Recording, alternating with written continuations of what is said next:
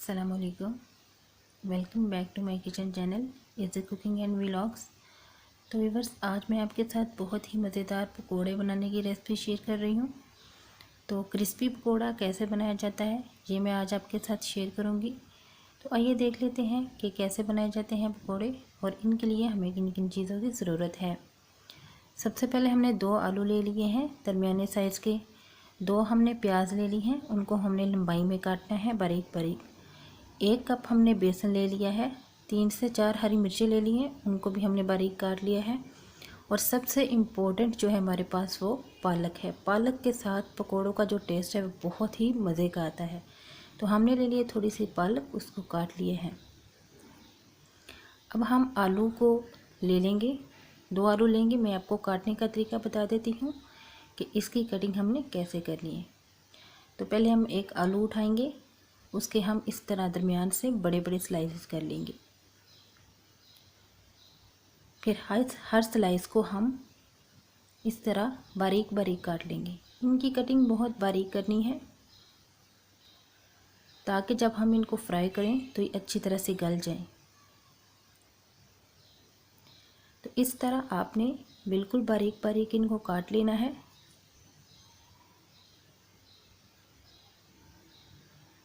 और सारे आलू की इसी तरह आपने कटिंग कर लेनी है।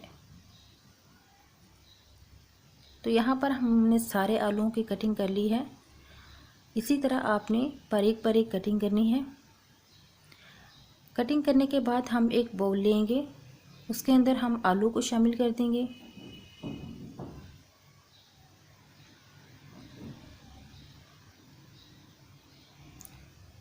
साथ ही हमने जो प्याज ली थी कटी हुई, उसको भी बारीक काट लिया था हमने प्याज को। आप प्याज की कटिंग देख सकते हैं कि हमने कितने बारीक काटी है। हरी मिर्चें आपने इसी तरीके से काटनी है, इनको चॉप नहीं करना बल्कि हाथ से इनको काटना है।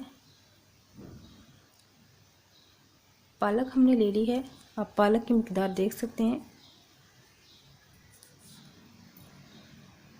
पालक को हमने बारीक बारीक काट लिया है, पालक भी इसके अंदर शामिल कर देंगे। उसके बाद हम 1 कप जो है वो इसके अंदर बेसन ऐड कर देंगे।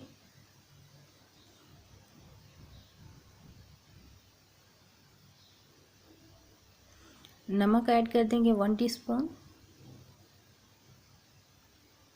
सूखा धनिया हमने लेना है, कुटा हुआ, पिसा हुआ सूखा धनिया नहीं लेना, कूटा हुआ धनिया लेना है।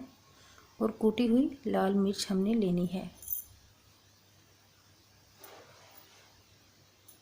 थोड़ा सा पानी हम ऐड करेंगे। यहाँ पर मैं आपको एक बहुत ही इम्पोर्टेंट बात बता दूँ, सिर्फ हमने 3 टेबलस्पून पानी ऐड करना है। अगर आप ज़्यादा पानी ऐड करेंगे तो हमारा बैटर बिल्कुल ढीला हो जाएगा, पानी की तरह हो जाएगा। 3 टेबलस्पून हमने पानी सिर्फ इसके अंदर डालना है, क्योंकि पालक भी पानी छोड़ती है और प्याज भी पानी छोड़ता है। इसको हमने हाथ की मदद से इस तरह मिक्स कर लिया। तो ये 3 टेबलस्पून पानी के साथ मैंने इसे मिक्स किया है। तो आप से देख सकते हैं कि ये कितनी अच्छी तरह से मिक्स हो चुका है।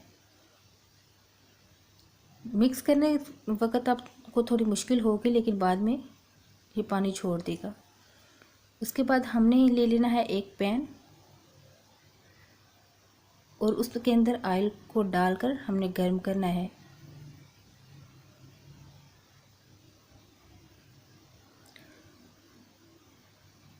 तो ऑयल को गर्म होने तक हमने इसके नीचे फ्लेम को ऑन करना है। फिर हम थोड़ा सा बैटर डालेंगे और चेक कर लेंगे कि क्या ऑयल गर्म हो चुका है।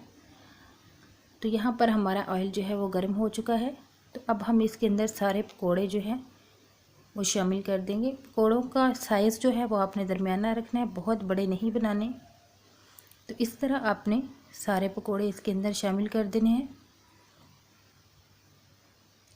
1 से 2 मिनट हमने एक साइड से पकाया और इसकी साइड चेंज कर दी थी।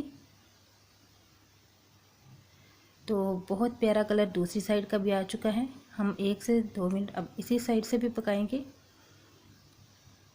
तो हमारे जो पकोड़े हैं आप देख सकते हैं कि बहुत अच्छी तरह पक चुके हैं और इनका कलर बहुत प्यारा आ चुका है। यही कलर आपको चाहिए, ज़्यादा ब्लैक नहीं करने। तो हमने उनको प्लेट में निकाल लेना है और बाकी का जो बैटर है उसको भी हम इसी तरीके से पैन के अंदर ऐड कर देंगे।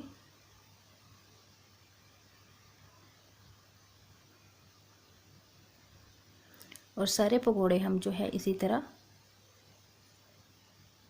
फ्राई कर लेंगे और उनको प्लेट में निकाल लेंगे। तो व्यूअर्स आप देख सकते हैं यहाँ पर हमारे मज़ेदार पकोड़े बनकर तैयार हो चुके हैं। पुदीने की चटनी के साथ आप इसको खा सकते हैं, केचप के साथ भी खा सकते हैं। बहुत ही क्रिस्पी हैं।